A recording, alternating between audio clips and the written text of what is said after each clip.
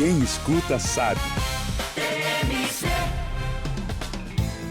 O Senado Federal aprovou um pacote de projetos com forte impacto nas contas públicas, classificados pelo governo como pautas-bomba. Juntas, as medidas podem custar mais de 260 bilhões de reais, de bi com B, nos próximos anos. O principal projeto cria um refinanciamento de dívidas para produtores rurais, que é o chamado Refis do Agro, usando recursos do Fundo Social do Pré-Sal. A equipe econômica estima que apenas a proposta essa custará 140 bi aos cofres públicos. Mas também avançaram nas comissões o aumento do piso salarial de médicos e dentistas e a aposentadoria especial para agentes de saúde. O Ministério da Fazenda alerta que as medidas podem tornar o país ingovernável. E para falar sobre isso, aqui no TMC 360, nós vamos receber mais uma vez o professor economista Roberto Luiz Troster. Professor Troster, é um prazer conversar com o senhor mais uma vez. Muito bom dia. Bom dia. Bom dia, Joana. Bom dia, Felipe. É um prazer falar com vocês também. Professor Troster. Pois não. Empatia tem prioridade. Empatia fala primeiro, Felipe. O professor, a gente está com um probleminha, só deixa eu ver se... Vamos continuar a entrevista aqui, porque para a gente aqui deu uma falhada no som.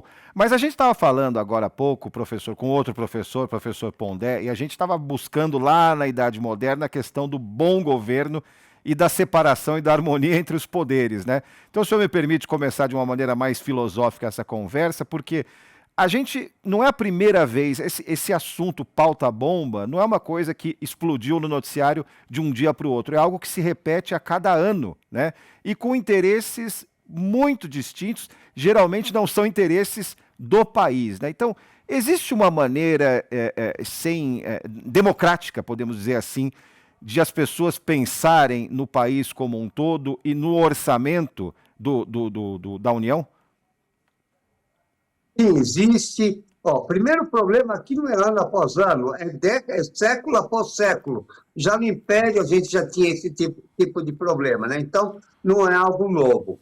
Segundo, o Pondé, você, na entrevista dele, falou sobre Tocqueville, e ele tinha um ditado muito bom, né, Tocqueville, não Pondé, que dizia: o que não for bom para a colmeia não é bom para a ovelha. Exatamente isso que você está falando, Felipe.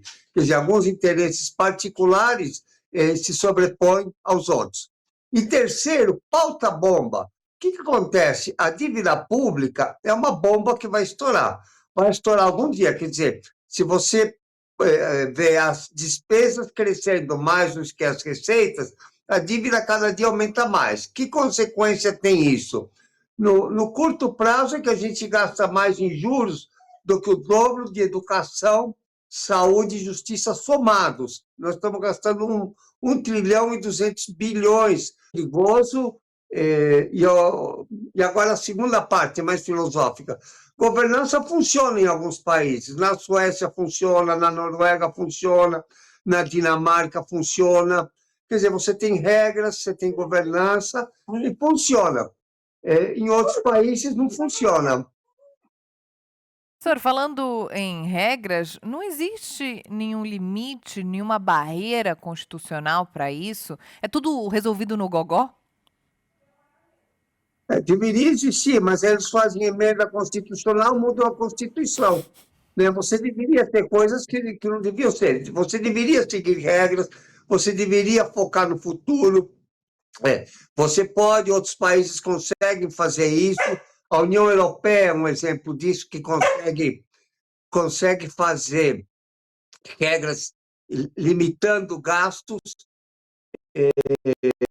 dos países. Funciona. Agora, é a gente se comprometer com isso. Se uma economista gosta muito de... Existe alguma regra para ter um corpo saudável? Existe. É comer menos, exercitar mais, comer melhor. Você consegue. O problema é que nem todo mundo segue. Quer dizer, a teoria todo mundo sabe, a prática nós estamos assim, dilapidando o nosso futuro.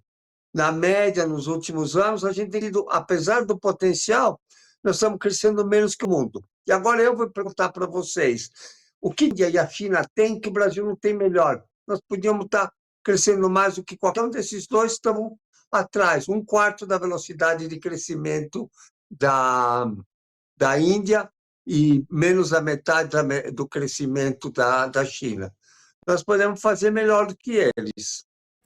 E aí, para terminar da minha parte, professor Troster, com relação a tudo que a gente está vendo, né, a gente percebe que, de certa forma, com mais de 100 emendas desde 1988, a nossa Constituição acaba sendo frágil, né, embora supostamente seja a lei maior de um país. A gente aprende na escola que a Constituição é a lei maior de um país. Então, faltaria ser, sei lá, um estudo de governança por parte do parlamento. Claro, não só o parlamento, o Poder Executivo também.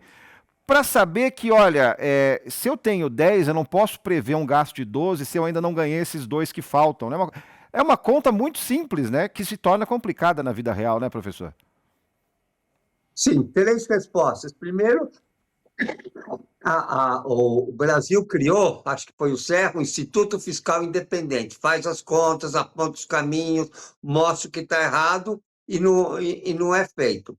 Segundo, o sistema político. A democracia brasileira depende dos partidos políticos, né? Então, nós estamos vendo agora na campanha que é o partido que escolhe o candidato. Então, o que acontece? Você fica dependendo muito os interesses dos partidos superiores dos interesses do país.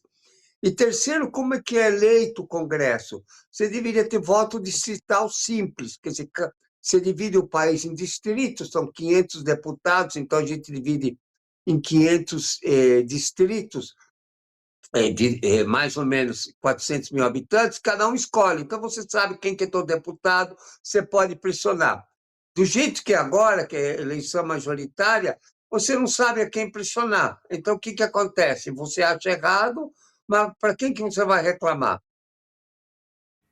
Para quem? Para quem? Vamos reclamar pro professor Troster, né? Semana que vem, mês que vem, ano que vem, a gente liga para ele e fala: professor, o senhor pode dar uma entrevista de novo aqui para a TMC, para esclarecer novos pontos? Mas como o senhor falou, né? É coisa do século passado, é coisa do Império ainda. Professor, muito obrigado pela conversa aqui. Até a próxima. Um ótimo fim de semana para o senhor.